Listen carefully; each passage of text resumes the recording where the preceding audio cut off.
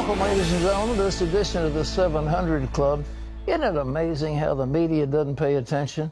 It really is remarkable that these reporters get paid to listen. They don't listen. They have their own agenda. Now, the president likes to speculate. He likes to have a stream of consciousness, and he likes to talk. And one of the things he was saying was a certain truth, that the president of the United States has unlimited pardon power for somebody who has been incarcerated or convicted of a crime. The president can pardon him. So he just wanted to state that fact as he was musing. Then the media immediately jumped on the fact, well, he must be considering pardoning somebody. He wasn't considering pardoning anybody. He was just merely saying how much powerful he was. And the reason he can say that is, if you can pardon somebody, there's no way you can obstruct justice in a trial that will bring somebody to a point where they would be convicted of a crime that he could pardon. So the whole idea about a special prosecutor to see if he is obstructing justice is nonsense. The President of the United States cannot obstruct justice in a trial that he's responsible for. But anyhow, even though the news media is obsessed with Russian interference, President Trump says the real crime has been the leaks coming from inside the government. And we understand that Anthony Scaramucci is saying, I'm going to shut the leaks. You remember? But everybody's been looking to plug the leaks. We talked about the plumbers way back in the Nixon days. And people just like to talk, and they think that they're hot shots. And so it's so easy to go into a cocktail party in Georgetown and say, I've got the latest word, here it is. And all of a sudden the media picks it up, and there's state secrets get revealed. Well, the American people are frankly much more interested in taxes and in their health care. And here is Wendy. Thank you, Pat. Well, 3 members of the president's inner circle will answer questions on Capitol Hill this week. And the president's team is making it clear Trump doesn't plan to pardon anyone because no one on his campaign did anything wrong. Jenna Browder has the story from Washington. As the Russia investigation picks up steam, there are new questions about President Trump's authority to pardon, something he tweeted about over the weekend. All agree the U.S. president has the complete power to pardon. There is some debate about this, but regardless, the president's legal team says it's not something they're looking into or need to look into. We're not researching the issue because the issue of pardons is not on the table. There's nothing to pardon from. In that same tweet, Trump asked why anyone should think of pardoning when the only crime so far is leaks against us, fake news. And the president's new communications director says he's going to crack down on those leaks. It's a new start for everybody in that team, and everybody in that team can stay as long as they follow the protocol of not leaking. Because at the end of the day, the president's super upset about the leaks. It's unprofessional. And so you're asking me what the first steps are. That's going to be one of my first steps. This was Anthony Scaramucci's first go-around on the Sunday political shows. His hiring comes as Press Secretary Sean Spicer, whose last interview was with CBN's own online political show, Faith Nation, steps down. They're missing a lot of things, Jenna. I mean, when you talk about health care and education, tax reform, as you just mentioned. The White House says there's a major contrast between what the media is concentrating on and what the public is interested in. The top 3 issues that Americans care about are immigration, health care, and jobs. The top 3 issues that the media cares about are Russia, Russia, and Russia. Tweets and staff shakeups aside, the White House says it's not focused on Russia. It's hoping to deliver on key issues like health care and tax reform, things it says Americans really care about. In Washington, Jenna Browder, CBN News. Thanks, Jenna. You know, this new communications team is terrific. Scaramucci is a real pro, brilliant man and a very rich man. He's been a hedge fund manager and has done exceptionally well. It cost him a lot to take on this job. He must be quite a financial sacrifice. But there was no media head in the White House. They didn't have a communications director. They had sports spokespeople and press people, but they didn't have an overall communication. He is taking that job, and apparently Sean Spicer, who's gotten to be quite a friend of ours, decided that he didn't want to go into a new regime and that it would be better to have a new team. So they put the daughter of Mike Huckabee, who seems to be making quite a name for herself, in the job of press spokesman or spokeswoman And I think the team is really tightened up and better, and the president will be well served by that. But everybody, I mean, the media's been after him. You look at the numbers of negative stories, it's just one a day, and there are leaks one a day, every day. Somebody's leaking something. And we just can't have that in our country. We cannot have people who are being paid to serve a person actually trying to undermine the nation and undermine the president. We can't have it. Well, in other news, President Trump's envoy, Jason Greenblatt, has arrived in Israel. He's working as a part of an international effort to resolve the crisis between Israelis and Palestinians over the Temple Mount. John Jessup has that.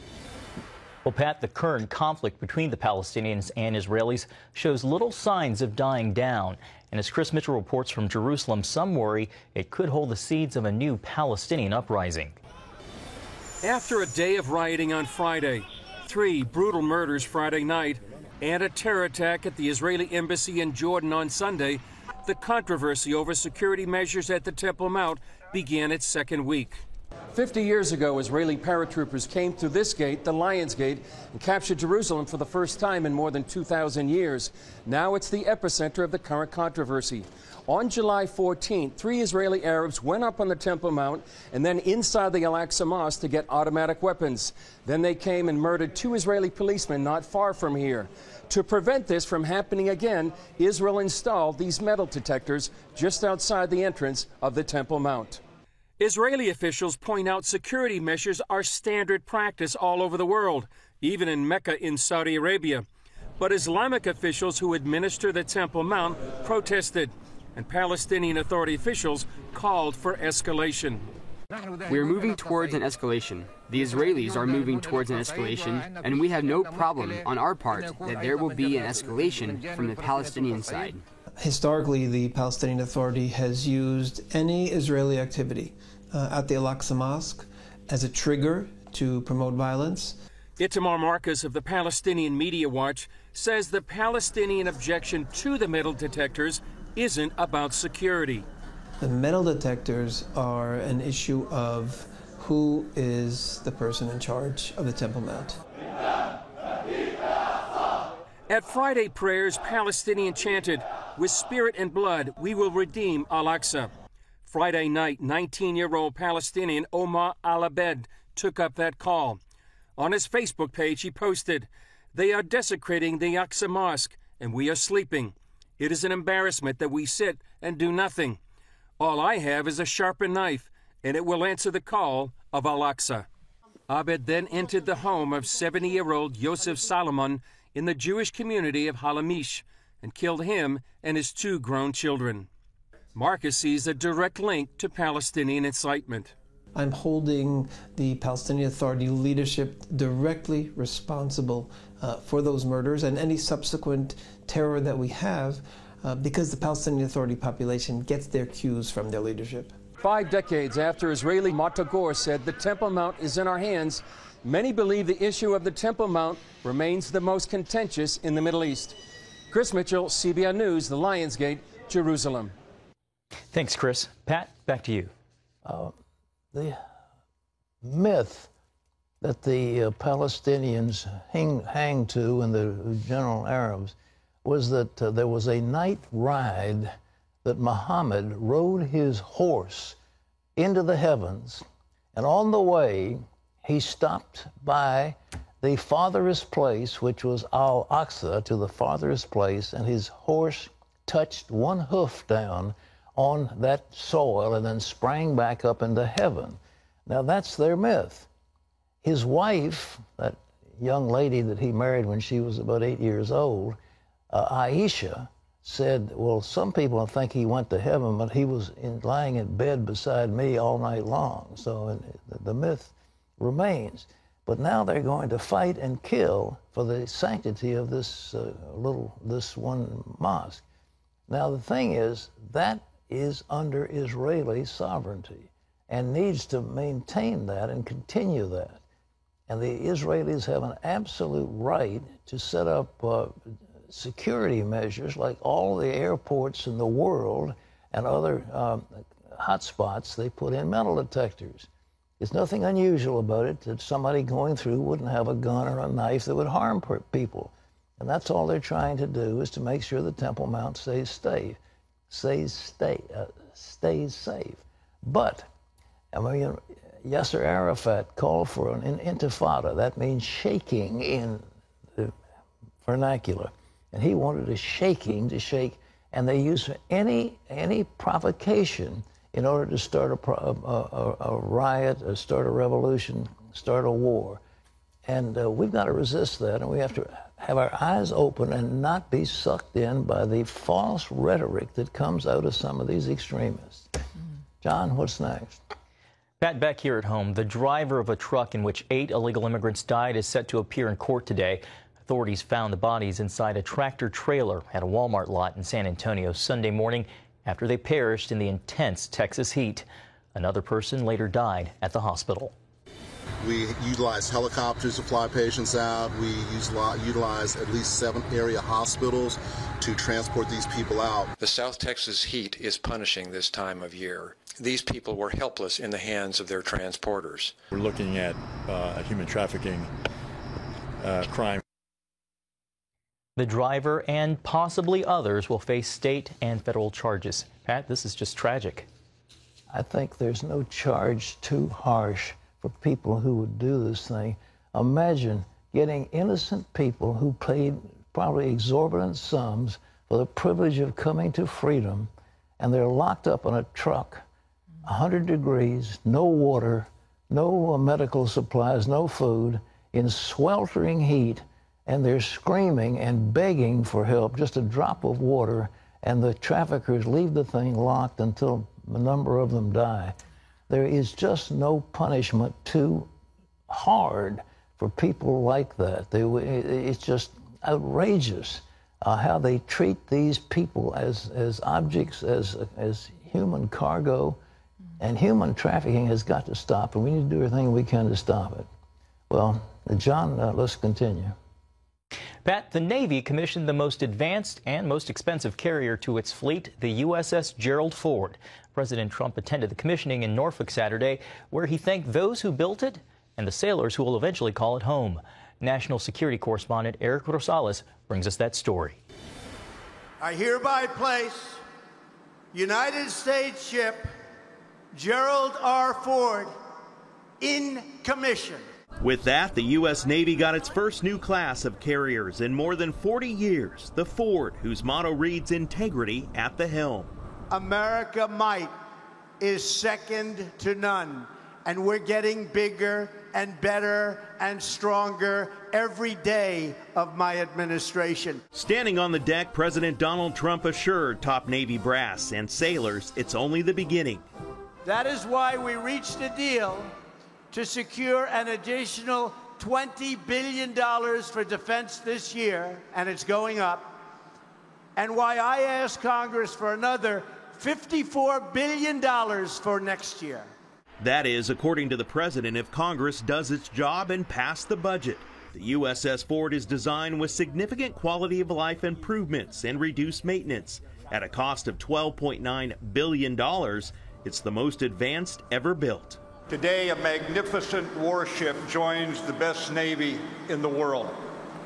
And it's named after a tried and true member of the greatest generation, and that spirit will permeate this ship. You don't get an idea of how large this ship is until you stand on its flight deck. It's 1,092 feet long. To put that into perspective, that's more than 3.5 football fields. It's driven by 2 nuclear reactors, which can each produce up to 300 megawatts of electricity.